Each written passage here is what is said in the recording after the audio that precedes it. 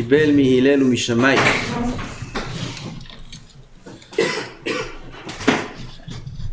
Ben Yochanan ben Zakkai, je vous dis un חידוש sur lui. Il a écrit sur lui, sur Rabban Yochanan ben Zakkai, la Gemara dans Ketubot raconte. Une fois, il est sorti des murailles de Yerushalayim, il était à l'époque du Khurban, la destruction du Beth Amikdash, et il a vu une jeune fille, la fille de Nakdimon ben Gurion. Cette jeune fille-là, elle cherchait des grains de blé parmi les galalé behema, comment on va traduire ça en français, c'est pas joli. Oui, les rejets, les sorties des bêtes. Non, ce que la bête elle fait, des engrais. De là-bas, hein? Ouais, moi je voulais pas dire ce mot. Des animaux. La pauvre, là-bas, elle cherchait, peut-être l'animal il n'a pas bien mâché le blé. Elle cherchait des grains de blé pour manger, tellement qu'il y avait la famine. Et il la voit Rabbi Yochanan ben Zakkai et lui dit: ma fille, comment t'es arrivé dans cette situation? Où il est tout l'argent de ton père? Nakdimon ben Gurion, il était d'une fortune colossale. Il pouvait nourrir un tiers de... Pendant 20 ans, il pouvait nourrir tout Yerushalayim, à l'époque du Matzor, du siège. Il avait de quoi nourrir toute la ville de Yerushalayim pendant des dizaines d'années. Extrêmement riche. Où il est l'argent de ton père? Alors elle lui a répondu qu'il a tout perdu. Tout l'argent. Pourquoi? Melach mamon haser. C'est quoi melach mamon haser? Le sel de l'argent, c'est de réduire l'argent. Le sel, c'est le conservateur de l'époque. Avant qu'ils inventent le frigidaire, alors il y avait le sel. Le sel, il conserve la viande, il conservait le poisson, il conservait les fromages. On met beaucoup de sel, ça sèche, et comme ça, quand on venait pour manger, on mettait dans de l'eau chaude, ça reprenait sa texture, et on pouvait consommer. Donc le sel, c'est le conservateur. Mais l'achmamon, quel est le conservateur de l'argent? Un homme, il veut saler son argent, le conserver, le mettre au congélateur, pour pas qu'il soit perdu. Haser, il faut perdre de son argent.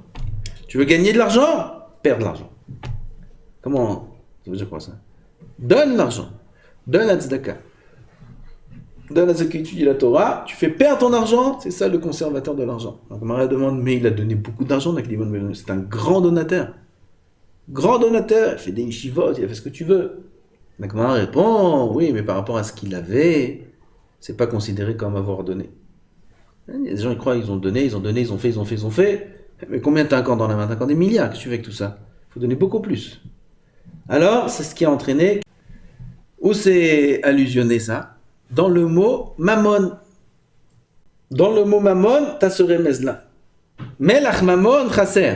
Mammon, ça s'écrit mem, men, vav, nun. Comprends? Mem, vav, nun. Comment on écrit la lettre mem? Mem. La deuxième lettre mem. Vav, vav. Nun, vav, nun. Comprends? Si tu prends les lettres à l'intérieur du mot mammon, juste les lettres qu'on a remplies. On a dit mem, c'est mem. Deuxième, mem. Ensuite on a vav. Vav. Ensuite on a nun. Nun c'est vav, nun. Maman van. Il y a un mot bizarre en yiddish. Oui, tu ressens un mot pas normal. Mais si tu enlèves du mot mammon le vav, le mot mammon, tu l'écris sans vav. Chaser, tu l'enlèves son vav. Alors comment on écrit le mot mammon sans vav? Mem, nun. Si j'ai mem, nun, je prends les lettres qui sont à l'intérieur. Le mem, c'est un mem. Le mem, c'est un mem. Le nun, c'est un vav nun. C'est quoi? Mammon. Dans mammon, il y a mammon. Le mot mammon, t'es chaser auto, tu lui enlèves son vav, tu reçois quoi? Du mammon. Donc quand on est marcir le mammon, on reçoit du mammon. Même ça, c'est écrit dans le mot mammon. Comme ça, il dit, je pense, le grand Mivin, là. Tout est ramouz, même dans la kedusha de la lettre. Stam, ça s'appelle le mot mammon? Non. Parce que dans le mot mammon, même, tu as le remez, que pour avoir encore le double de ton mammon, c'est la lettre qui est à l'intérieur du mot mammon, c'est mammon, il faut enlever le vav du mot mammon, il faut être chaser. Fermez la parenthèse. Rabbi Yochanan ben Zakkai. Shabbat, peut-être à l'occasion, on dira Shabbat. Oh, on a fait toute une liste comme ça de mots. C'est incroyable, incroyable. Aflé va faire les comment tu vois, tout est dans les mots de façon merveilleuse. J'avais encore le triple de ce que j'ai dit là-bas. Je ne voulais pas rester trop longtemps dans la dracha. À l'occasion, peut-être, il faudrait que je fasse. C'est magnifique. Tov. Et Tzara, il me pousse là à le faire. Je ne le fais pas. Rabban Yochanan ben Zakkai qui bel Mehilel ou Mishamai. Lui, il a reçu Rabban Yochanan ben Zakkai de Hillel et Shammai qui était à l'époque du Beth Amikdash. Ouaya Omer, im lamadata Torah harbe, al tahzik tova le'atzmecha ki lekach notzarta. Si un homme il a étudié beaucoup de Torah, al tahzik tova le'atzmecha, comment on va dire? On ne sont pas fiers. Non, fiers. On peut être fier d'avoir étudié beaucoup de Torah, mais... Ouais, voilà. Qu'il est karnotzarta, c'est pour ça que tu as été créé. Un homme, parfois, il étudie, il dit, voilà, moi, aujourd'hui, voilà, j'ai étudié. Il a étudié son heure, ses 2 heures, il croit que ça y est. J'ai étudié mon devoir. Il se sent fier, il se sent... Oui, il faut être heureux. Oui, il faut être fier d'étudier la Torah. Mais pas croire que ça y est, ça s'arrête là. Tu as été créé pour ça. On a été créé pour étudier la Torah et uniquement pour ça. Tout ce qu'on travaille, c'est juste pour pouvoir étudier la Torah. Les gens ont fait du travail un but en soi. De gagner de l'argent, c'est un but en soi. Aujourd'hui, j'ai la majeure partie de la population qui a sur la terre. Chez les Goïms, c'est normal, ils n'ont pas de Torah. Chez les Juifs, c'est pas normal. Am Israël, il a été créé que pour étudier la Torah. C'est tout, il faut bien se mettre ça dans la tête. Tu veux faire des études? Il n'y a pas de problème. Disons qu'il n'y a pas de problème. Disons. Mais sache que toutes tes études que tu vas faire, et tout ce que tu vas travailler dans ta vie, et tout l'argent que tu vas gagner, il va être dans un seul et unique but, que celui d'étudier la Torah. C'est que pour ça qu'on a le droit de gagner de l'argent. Pour pouvoir acheter à manger, pour pouvoir acheter une maison, ou vivre, ou payer un loyer, c'est pareil.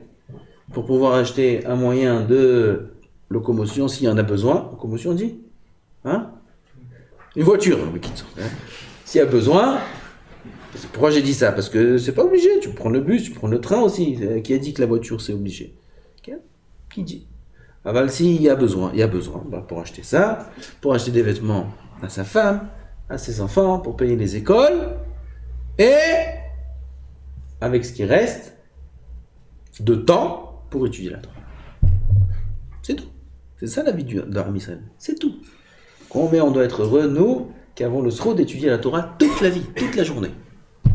Quel srout on a? Quel srout un homme il a de pouvoir étudier la Torah toute la journée? Il est en train de faire toute la journée le but pour lequel il est venu dans ce monde. Étudier la Torah. Il faut être heureux. Oh, il va voir ici un Barou Yeshiva ou un Avrech qui fait la tête. Oh, il va voir. Qui est mieux que toi au monde qui étudie la Torah toute la journée? Qui est mieux que toi au monde? Personne. Qui a Torah? Sache, il dit Rabbeinu Yonah que t'es qu'au début du travail. La mata Torah arber, Zakou Baruch. Alors t'es encore au début. Tout au début. Quand est-ce qu'un homme il va atteindre le milieu de la Torah? La fin de la Torah? La Torah, elle est longue. Plus que toute la terre. On a dit la terre, c'est l'instrument de mesure de la Torah. On parlait de ça. La terre, la distance de la terre, combien de circonférence? 40 000? 40 000 kilomètres, c'est la règle. 40 000 kilomètres est fait pour mesurer combien elle est longue la Torah. Donc tu marches par tranche de 40 000 kilomètres pour mesurer la Torah. Énorme la Torah. Ou Hava Miniyam. Comme c'est écrit, Rabbeinu Yonah dit, c'est écrit aussi dans Pirkei Avot, si tout l'océan était de l'encre, et on prenait toutes les plumes de tous les animaux sur la terre, avec lesquels on peut faire une plume, et que tous les cieux étaient des parchemins, ce ne suffirait pas pour expliquer un mot de la Torah. Tout l'océan de l'encre, tout l'océan de l'encre. Je l'ai dit une fois, vous savez combien d'encre il faut pour écrire tout un Sefer Torah? Un Sefer Torah entier, combien d'encre il faut? Je crois qu'il faut 100 litres. Combien d'encre il faut? Un demi-litre. Un demi-litre, t'écris c'est comme ça la bouteille. Comme ça. Avec ça, t'écris un Sefer Torah entier du début à la fin. Il n'y a pas beaucoup de dépenses pour un Sefer Torah. Un Sefer Torah avec un demi-litre. Tout l'océan, c'est de l'encre. Il y a combien de litres dans l'océan? Vous voulez faire le compte? Qui sait? Combien de litres dans l'océan? Combien de Sefer Torah je peux écrire avec l'eau de l'océan? Il n'y a même pas de chiffre. Tout ça, tout ce que tu vas écrire, des textes, sans arrêt, ça ne sera pas suffisant pour l'explication d'un mot de la Torah. Un mot. Il dit, Gaon Mivilna, toute la Torah, elle est écrite dans le mot Bereshit. Toute la Torah dans le mot Bereshit. Et on dit, ah, vous écrit Pidyon Ben. Il lui dit, Ben Rishon, Achar Shloshim Yom Tivde. Le premier enfant, après 30 jours, tu le rachètes. Hein, Bereshit. On va pas faire des 613 mitzvot, je connais pas. Mais ils l'ont attrapé comme ça avec tout de suite, Torquet dit bon, il a répondu. Toute la Torah, elle est dans un mot. Toute la Torah dans un mot. Alors qu'est-ce que je vais faire du Bet de Bereshit, du Resh, c'est énorme. Alors il va dire, moi je connais Baba Kama par cœur. Et après, tu sais le travail que tu as encore. Déjà, tu as toutes les autres masertot, et après tu as tout ça. Mais il n'y a pas de fin. Ah non, mais il ne peut pas se contenter de s'arrêter là.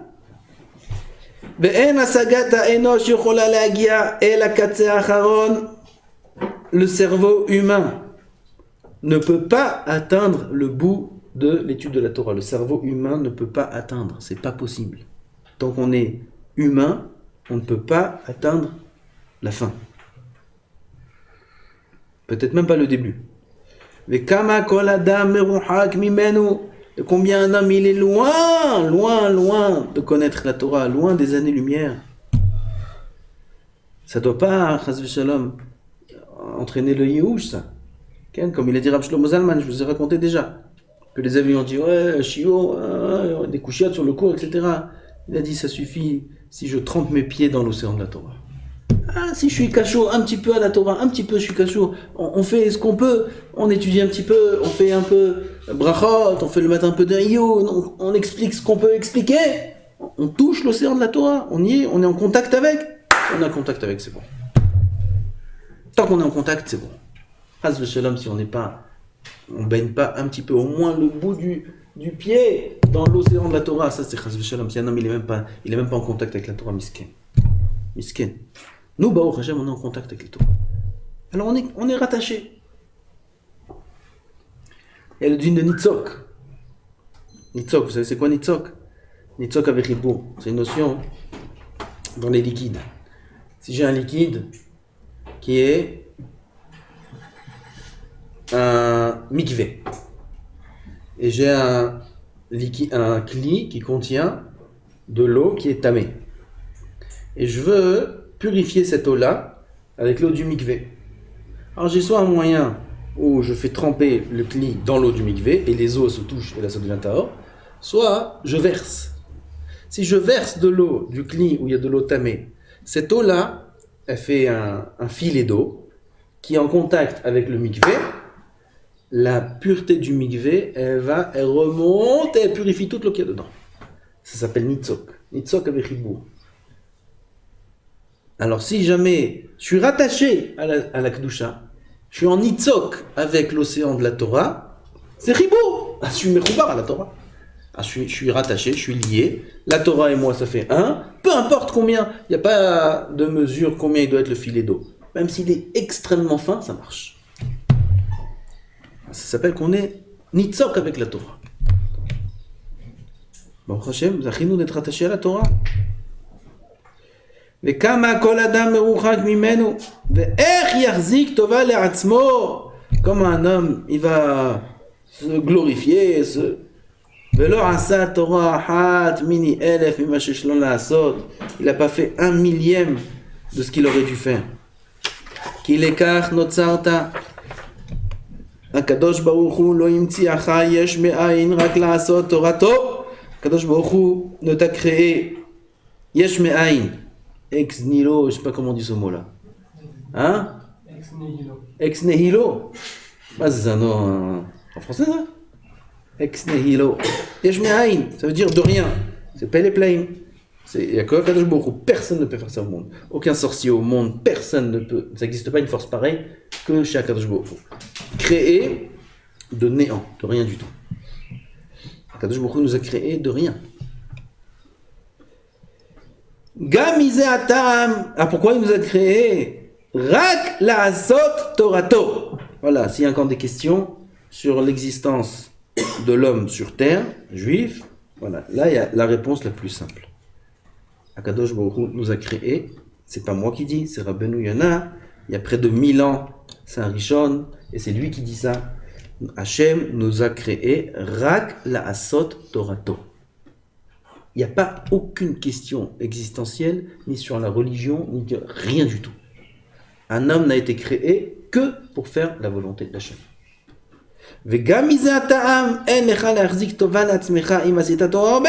Alors automatiquement, j'ai pas à m'enorgueillir si j'ai fait beaucoup, mais c'est pour ça que j'ai été créé.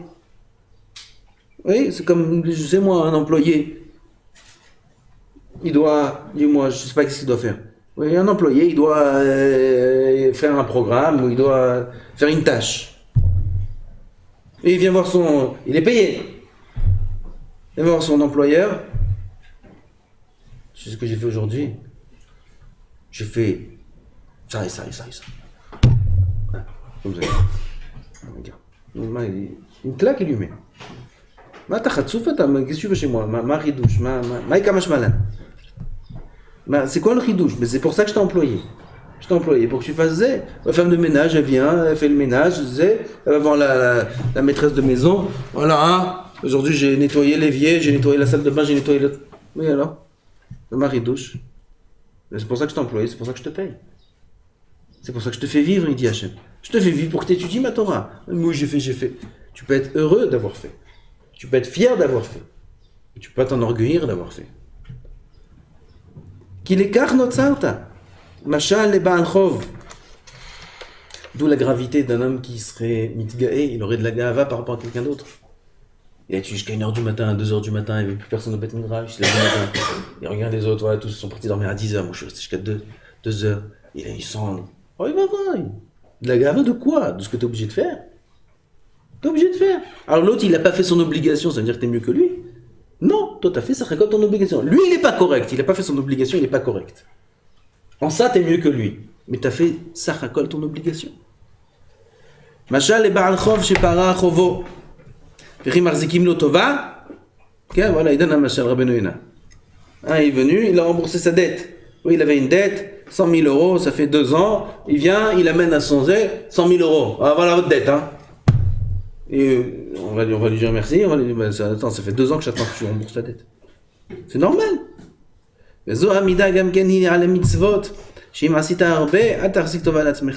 Pareil, pas que dans le limoud, aussi dans les mitzvot. Si un homme il a fait beaucoup de mitzvot, il ne doit pas s'enorgueillir qu'il écarte notre sarta.